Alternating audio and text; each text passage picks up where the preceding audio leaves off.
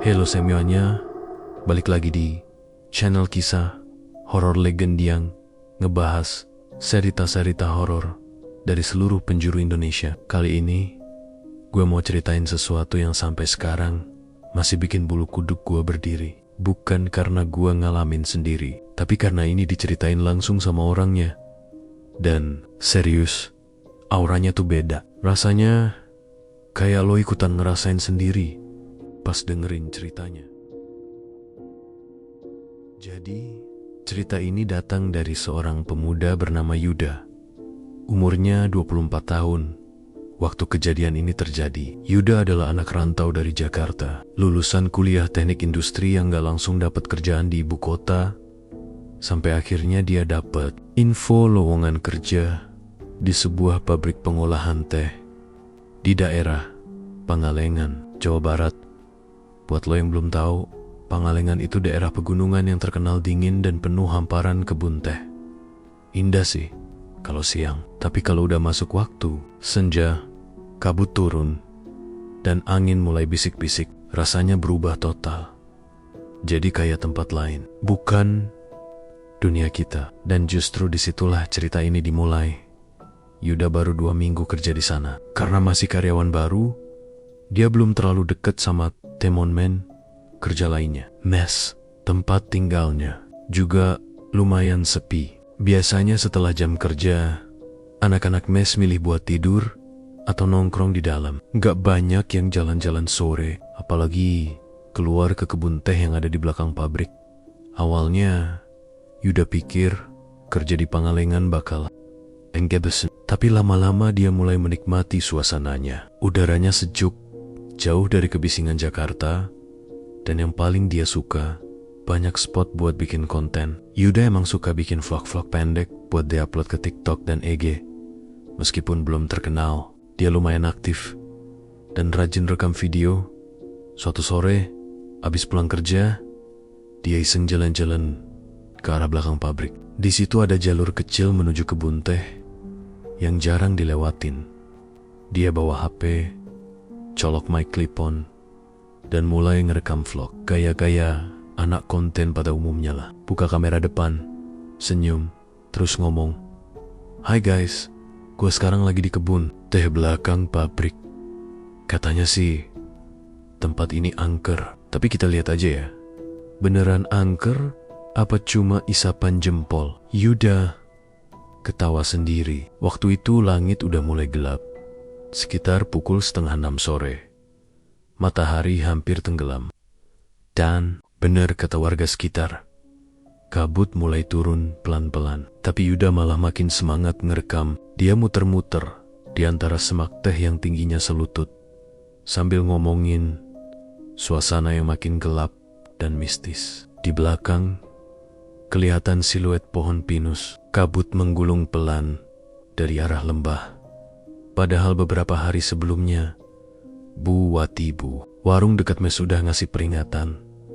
"Mas, kalau kabut mulai turun, jangan main ke kebun. Itu bukan waktu buat manusia." Tapi Yuda cuma senyum, nganggep itu cerita lama yang gak usah dipercaya. Namanya juga anak kota, logikanya masih keras. Semua harus bisa dijelasin pakai akal sehat. Tapi sahur itu, Yuda mulai ngerasa ada yang aneh. Waktu dia berhenti sejenak buat ngatur fokus kamera, tiba-tiba dari arah semak sebelah kiri, ada suara seperti ranting kecil patah. Krak, pelan, tapi jelas banget. Dia langsung nengok. Gak ada apa-apa, cuma semak dan kabut. Tapi hatinya mulai gak enak. Dia lanjut jalan. Kali ini lebih pelan, tapi HP-nya masih ngerekam. Lalu beberapa menit kemudian, suara itu kedengeran lagi. Kali ini dari arah kanan. Kruk, kayak ada sesuatu yang nginjak ranting dan jalan pelan. Ngikutin langkahnya, Yuda berhenti. Dia muter badan sambil angkat HP-nya tinggi-tinggi. Dia arahkan kamera ke semak-semak. Kabut makin tebal, dan pas dia zoom pakai lensa HP ke salah satu sudut semak teh, dia lihat sesuatu. Bukan orang, tapi sepasang mata merah, diam menatap dia dari balik semak. Jaraknya mungkin sekitar 10 meter. Dia kaget dan langsung panik. Refleks dia bilang, "Anjir, apaan tuh?" Dia mundur. Pelan-pelan, tapi langkahnya makin cepat. Kamera masih nyala, tapi tangan udah mulai gemeter. Dia coba balik ke arah jalur masuk. Tapi anehnya, jalanan itu kayak berubah. Yang tadinya jalur setapak dengan rumput, sekarang jadi tanah becek penuh akar dan semak liar. Bahkan dia nggak yakin itu jalur yang sama. Panik makin jadi. Yuda mulai lari. Nafasnya ngos-ngosan, tapi suara di belakangnya makin dekat. Gak kedengeran langkah kaki, tapi kayak gesekan sesuatu yang berat dan berbulu. Sesekali juga ada bunyi napas berat. Haha. Dan waktu dia coba nengok ke belakang, dia lihat sosok itu. Tinggi, besar, seluruh tubuhnya diselimuti bulu hitam pekat. Matanya merah menyala, jalannya bungkuk, tangan panjang nyaris nyentuh tanah. Tapi yang paling bikin Yuda mau pingsan, wajahnya itu wajah manusia tua yang melepuh, seperti bekas terbakar. Mulutnya sobek sampai ke pipi. Yuda teriak second keng-keng-kengnya sambil lari. Dia nggak tahu lagi lari ke arah mana, tapi dia terus lari, sampai akhirnya lihat cahaya kecil dari kejauhan. Cahaya kuning, temaram. Dia terus ke arah itu, sambil berharap itu rumah atau warung warga. Dan benar aja, setelah ngelewatin semak belukar dan nyaris kepleset beberapa kali, dia nemuin sebuah bangunan kecil, kayak warung kayu. Lampunya kuning, redup, dan ada sosok nenek-nenek duduk di dalam. Yuda langsung masuk tanpa pikir panjang. Napasnya kayak orang habis lari maraton. Wajahnya pucat, baju penuh lumpur. Si nenek cuma mandang dia sebentar, lalu ngomong pelan, "Nah, kamu dari kebun ya? Kabut udah turun." Yuda ngangguk cepat, belum bisa ngomong apa-apa. Badannya masih gemetar. Nenek itu nyodorin segelas air putih. Tangannya keriput, tapi matanya tajam. "Kamu lihat dia?" "Ya," tanya nenek itu lagi. Yuda kaget. Dia belum cerita apa-apa, tapi nenek itu kayak udah tahu semuanya. Itu bukan hewan, Nak. Bukan juga setan biasa. Dia dulunya manusia, tapi dikutuk. Dulu dia dukun yang minta tumbal dari para pemetik teh. Setelah dibakar warga, dia nggak mati. Dia malah berubah. Dan sekarang dia marah kalau ada orang asing masuk ke wilayahnya. Apalagi pas kabut turun. Yuda diam, pikirannya kosong. Tapi yang jelas, malam itu dia nggak balik ke mes. Dia tidur di warung itu sampai pagi. Dan sejak kejadian itu, dia nggak pernah lagi jalan sendiri ke kebun teh. Terutama kalau kabut udah mulai turun. Cerita ini disimpan Yuda selama 2 tahun. Sampai akhirnya dia mutusin buat ceritain ke gue. Dia bilang, sampai sekarang kadang masih mimpiin mata merah itu. Dan yang lebih serem, dia bilang, waktu nonton ulang video rekamannya, ada satu frame yang nunjukin makhluk itu berdiri pas di belakangnya. Setelah kejadian malam itu, Yuda nggak langsung cerita ke siapa-siapa. Bukan karena nggak mau, tapi karena dia sendiri masih ngerasa nggak percaya. Rasanya kayak mimpi buruk yang terlalu nyata. Pas bangun pagi di warung si nenek, dia diem aja. Gak banyak ngomong, cuma pamit pulang dengan wajah lesu dan pikirannya kosong. Warung itu ternyata cuma berjarak sekitar 10 menit dari mes tempat dia tinggal. Tapi anehnya, selama 2 minggu kerja di sana, dia nggak pernah tahu ada warung itu. Tempatnya agak tersembunyi di balik rumpun bambu dan pohon pinus. Gak kelihatan dari jalan utama. Dan yang lebih aneh lagi, setelah beberapa hari berlalu, dia coba nyari lagi warung itu. Tapi udah gak ada. Gak ada jejaknya. Bekas lantai, tiang kayu, atau jejak siapapun. Yuda mulai mikir, apa semalam itu cuma ilusi? Atau tempat itu cuma muncul untuk orang yang terpilih? 3 hari setelah kejadian, Yuda balik kerja seperti biasa, tapi ada yang beda. Wajahnya pucat, tidurnya kurang, makan pun ogah-ogahan. Teman-teman mes mulai nanya, tapi dia cuma jawab singkat, masuk angin. Sampai akhirnya, pas malam Jumat, dia memberanikan diri buat buka galeri HP dan ngelihat video yang dia rekam waktu di kebun teh. Video itu berdurasi 12 menit. Di awal, semuanya normal. Dia ngomong ke kamera, ngevlog, ketawa-ketawa sendiri. Tapi mulai menit keempat, suasana berubah. Angin mulai terdengar lebih kencang. Daun-daun berdesir. Suara HP-nya kayak mendadak berdengung kecil. Dan di menit ke-6, saat dia berhenti sebentar dan enzoom ke semak-semak, muncullah itu, sepasang mata merah. Yang sebelumnya dia lihat Yuda merinding. Tapi dia terusin nonton. Dan pas sampai menit X, di detik 42 kamera goyang. Die sampled. Panik waktu itu. Kan, tapi yang bikin jantungnya hampir copot adalah ada satu frame, cuma sepersekian detik, di mana kamera nangkep sesuatu. Di belakang Yuda, di antara semak teh, berdiri sosok hitam besar, tinggi, bulu hitam lebat dari kepala sampai kaki. Mukanya setengah manusia, setengah binatang. Don Yang, paling jelas, matanya merah menyala, persis kayak yang dia lihat langsung.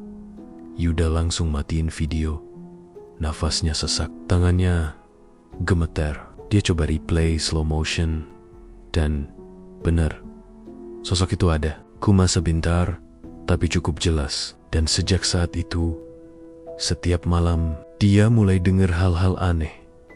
Awalnya cuman suara langkah pelan di luar mes, seperti seseorang yang jalan di tanah berkerikil. Tapi waktu dia cek, gak ada siapa-siapa. Terus malam berikutnya, ada suara napas berat di ventilasi kamar. Kayak ada orang gede lagi berdiri di balik jendela. Dan napasnya bikin kaca berkabut. Padahal kamarnya di lantai 2. Dan jendelanya gak ada akses dari luar. Yuda makin gak bisa tidur. Matanya merah. Dia mulai sering mimpi buruk. Mimpi dikejar, jatuh ke jurang, atau terjebak di tengah kabut dan gak bisa lari. Tapi ada satu mimpi yang terus berulang. Dia berdiri di tengah kebun teh, dan dari kejauhan, si makhluk hitam itu berdiri sambil melambai, manggil dia buat mendekat. Akhirnya, karena gak kuat, dia cerita ke salah satu rekan kerjanya, Kang Asep, orang lokal, udah kerja lama di pabrik. Yuda ceritain semuanya, dari awal sampai akhir. Kang Asep langsung diam, wajahnya serius. Terus dia bilang, kamu udah nginjek wilayahnya, Mas. Dan dia suka yang berani-berani. Yuda bingung. Dia siapa, Kang? Orang sini nyebutnya. Dulu dia dukun yang ngaku bisa bikin panen teh subur asal dapat tumbal. Waktu warga gak tahan lagi, dia dibakar hidup-hidup di tengah kebun. Tapi gak mati, cuma berubah jadi sosok gelap. Dan dia muncul tiap kabut turun, nyari orang yang so berani jalan sendirian. Kang Asep lalu kasih saran, kalau kamu masih ngerasa diikutin, coba cari warung di balik pohon pinus. Nenek di sana bisa bantu. Tapi warung itu gak selalu kelihatan, cuma muncul kalau kamu bener-bener butuh. Yuda langsung kaget. Nenek berjilbab abu-abu. Kang Asep ngangguk pelan. Itu warung Nenek Ranti. Dia juga dulu pernah selamat dari makhluk itu. Tapi katanya orang yang pernah diliatin gak akan pernah lepas 100%. Dia cuma nunggu waktu. Sejak malam itu, Yuda gak pernah berani keluar mes kalau kabut mulai turun. Bahkan HP-nya dia reset. Semua video, foto dihapus.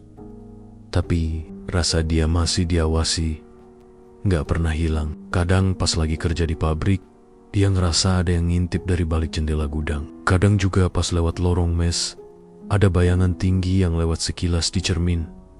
Dan yang paling aneh, malam minggu berikutnya, sekitar jam 2 pagi, ada suara ketukan di pintu kamarnya. Tok tok tok, 3 kali, pelan, tapi berat, seperti diketuk tangan besar berbulu. Dia diam, gak buka pintu. Lalu suara itu datang lagi. Tok, tok, tok. Yuda nutup kuping, baca doa. Tapi suara itu gak berhenti. Sampai akhirnya dia dengar bisikan berat. Parau. Yuda, buka Cuma sebentar. Suaranya kayak keluar dari tenggorokan yang luka, panjang, terputus-putus. Yuda diam. Dia pegang tasbih, pemberian nenek. Terus dia tabur garam yang dulu juga dikasih nenek Ranti di depan pintu. Dan tiba-tiba suara itu hilang. Tapi esok paginya, pas dia buka pintu, ada bekas cakaran di pintu kayu. 5 garis panjang, dalam, seperti dicakar makhluk besar. Dan di lantai ada sejumput bulu hitam kasar, mesai basah, masih bau tanah dan darah. Yuda akhirnya sadar, dia gak bisa tinggal di tempat itu lagi. 2 hari setelahnya, Dea Enggojwin resign. Alasannya klasik, orang tua sakit. Padahal dia cuma pengen lepas dari semua ini. Tapi sebelum dia pulang ke Jakarta, dia sempat balik lagi ke kebun teh. Siang-siang, beraniin diri buat ngucapin maaf. Berdiri di tepi semak-semek, dia bilang, maaf saya gak tahu. Saya gak sengaja nginjek wilayahmu. Saya gak akan balik ke sini lagi. Kabut tipis sempat turun, meski masih jam 2 siang. Angin berhembus, tapi gak ada suara. Gak ada mata merah, gak ada makhluk berbulu. Tapi Yuda yakin dia didengar, dan sejak hari itu, Yuda gak pernah lagi ke daerah pegunungan. Bahkan, lihat teh celup aja, dia gak mau. Setelah Yuda pulang ke Jakarta, hidupnya gak langsung tenang. Memang, gangguan-gangguan aneh yang dulu sering muncul kayak suara napas berat, langkah kaki, atau ketukan pintu udah gak muncul lagi. Tapi mimpi buruk itu belum pergi. Malam-malam tertentu, dia masih suka mimpi kebun teh, kabut, dan suara bisikan berat yang manggil namanya. Tapi kali ini, dalam mimpinya, dia gak sendirian. Selalu ada sosok perempuan tua di kejauhan, duduk di kursi kayu, di depan warung kecil, Dengen Tetepit. Kosong. Perempuan itu diam aja. Tapi entah kenapa, Yuda selalu ngerasa si nenek itu nyimpan sesuatu. Kayak dia tahu lebih banyak dari yang pernah dia ceritakan. Akhirnya, setelah 2 bulan, rasa penasaran Yuda makin besar. Apalagi tiap dia buka HP, ada aja notifikasi video tentang Pangalengan, kebun teh, gunung. Bahkan kadang muncul video yang thumbnailnya persis kayak tempat dia ngalamin kejadian itu. Padahal dia gak pernah nyari. Sampai akhirnya, di malam Jumat, dia mimpi lagi. Tapi kali ini beda. Dalam mimpinya, dia jalan di tengah kebun teh yang penuh kabut. Tapi gak ada rasa takut. Justru kayak disuruh jalan, dipandu, dan di ujung jalan ada warung tua yang sama. Tapi kali ini, nenek itu berdiri dan bilang, Yuda, waktunya ngerti. Besoknya, Yuda mutusin buat balik ke Pangalengan. Bukan buat kerja lagi, tapi buat nyari jawaban. Dia cuma bilang ke keluarganya kalau dia mau traveling sebentar buat tenangin pikiran. Sesampainya di sana, suasana masih sama. Kabut tipis, udara dingin, dan kebun teh yang luas sejauh mata memandang. Tapi ada satu hal yang langsung bikin Yuda merinding. Jalan kecil menuju warung itu sekarang kelihatan jelas. Padahal dulu sempat hilang tanpa jejak. Yuda ikuti jalan setapak itu, pelan-pelan, tanpa suara. Dan bener aja, warung itu ada lagi, berdiri di tempat yang sama, lengkap dengan bangku kayu dan kain putih kecil di atas meja. Nenek itu duduk sambil ngaduk teh panas. Saat Yuda datang, dia cuma senyum pelan. Sudah waktunya kamu tahu, katanya tanpa basa-basi. Yuda duduk, diam, dan mendengarkan.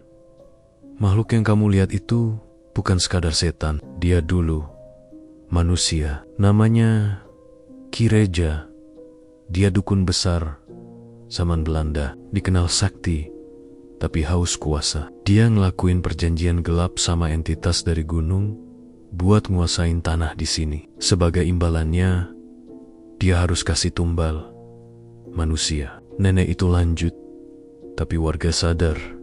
Mereka marah. Ki Reja dibakar hidup-hidup di tengah kebun. Tapi dia nggak mati. Dia bersatu sama apa yang dia sembah. Dan jadilah dia si Yudanalan ludah. Lalu, kenapa dia ngikutin saya? Asterisknya, Ranti menatap tajam. Karena kamu nginjak tanahnya sendirian, tanpa izin. Dia suka yang berani. Tapi sebenarnya, dia nggak mau ganggu. Dia cuma mau dikenang. Dia butuh tempat buat balik. Tempat balik? Tanya Yuda. Ragamu. Yuda langsung piuk. Tapi nenek itu nyengir kecil. Tapi kamu udah dilindungi. Karena kamu pernah dikasih garam dan air doa dari aku. Dia gak bisa masuk. Tapi dia bisa tunggu. Karena waktu gak berlaku buat makhluk seperti dia. Yuda terdiam. Rasanya campur aduk. Takut, bingung, tapi juga lega. Karena akhirnya semua masuk akal. Nenek Ranti lalu kasih pesan terakhir sebelum Yuda pamit. Jangan pernah simpan rasa penasaran di tempat yang bukan milik. Kadang, hal yang bikin kita takut bukan karena menyeramkan, tapi karena mereka masih ada, dan kita nggak ngerti kenapa. Yuda pulang dari Pangalengan hari itu juga, tapi dia sempat sematkan satu doa di pinggir kebun teh. Maaf, dan semoga tenang. Kalau kamu pikir ceritanya udah selesai, belum. Karena 1 tahun setelah itu, muncul konten kreator baru yang nekat nginep semalam di kebun teh Pangalengan demi views dan viral. Dan dia hilang, HP-nya ditemukan nyala, nerekam selama 9 jam. Tapi yang paling bikin merinding, di akhir video ada suara berat yang bilang, Yuda, aku udah dapet yang baru. Setelah semua yang dia dengar dari nenek Ranti, Yuda gak bisa langsung pulang. Ada sesuatu yang belum selesai. Bukan cuma rasa bersalah, tapi juga rasa takut yang masih nempel di kepalanya. Dia sadar, meskipun dia udah dapat air pemutus itu, makhluk itu, si hidung, belum benar-benar pergi. Dan parahnya, dia tahu Rio anak baru yang hilang di mes itu korban pengganti buat dirinya. Malam itu, Yuda mutusin buat balik ke mes lama, tempat dia dulu tidur, nonton YouTube sebelum kerja, dan iseng bikin konten sambil ngelamun di balkon belakang. Tapi sekarang, tempat itu kosong. Gak ada satupun orang. Katanya, sejak Rio hilang, hampir semua karyawan pindah ke mes baru yang lokasinya lebih dekat ke jalan utama. Sementara mes lama dibiarkan begitu saja. Pas Yuda sampai di depan mes, suasananya beda. Angin lebih dingin, langit mendung. Padahal udah lama gak hujan. Daun-daun teh kayak diam, gak goyang, kayak nunggu sesuatu. Dia masuk pelan-pelan. Pintu kayu masih bunyi nyeret khasnya. Lantai berdebu. Tapi anehnya, ada jejak kaki yang masih baru. Masuk dari pintu, menuju tangga atas. Jejak itu kecil, kayak ukuran sepatu anak SMA. Yuda naik. Napasnya mulai berat. Entah karena panik, atau karena hawa di dalam yang makin dingin dan pengap.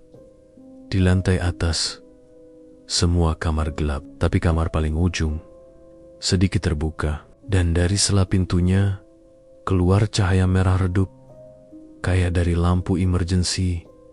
Yuda maju pelan. Tangannya gemetar, tapi dia paksa buka pintu itu. Dan di dalam, kamar itu penuh dengan daun teh kering berserakan. Di tengahnya, ada kasur tua yang udah sobek. Dan di atas kasur itu, ada HP menyala. Ngeplay video, Yuda pelen-pelen, ambil HP itu. Layarnya retak, tapi videonya masih muter. Isinya rekaman terakhir Rio. Dalam video itu, Rio lagi jalan di kebun teh. Malam hari, sendirian. Sama kayak yang dulu Yuda lakuin. Tapi beda sama Yuda. Rio kayak sengaja nyari sesuatu. Kayak dia tahu ada yang aneh dan pengen buktiin. Tapi menit ke-7, video itu. Semua berubah. Tiba-tiba kamera jatuh. Goyang. Dan suara Rio kedengeran jelas. Siapa itu? Wei? Jangan ngintip. Lalu, ada suara napas. Berat banget. Dan bisikan yang sangat pelan. Tapi nancep di kuping. Bukan kamu. Tapi bisa juga layar jadi hitam, tapi audio masih jalan. Ada suara langkah berat, lalu jeritan panjang. Setelah itu, hening. Yuda matiin video. Mukanya pucat, tapi tiba-tiba HP itu nyala sendiri lagi. Layarnya ngezoom ke satu gambar. Foto kebun teh, sama persis kayak spot waktu Yuda pertama kali lihat si hidung. Dan di pojokan foto itu, ada bayangan hitam berdiri. Yuda langsung buang HP itu. Berdiri dan niat kabur.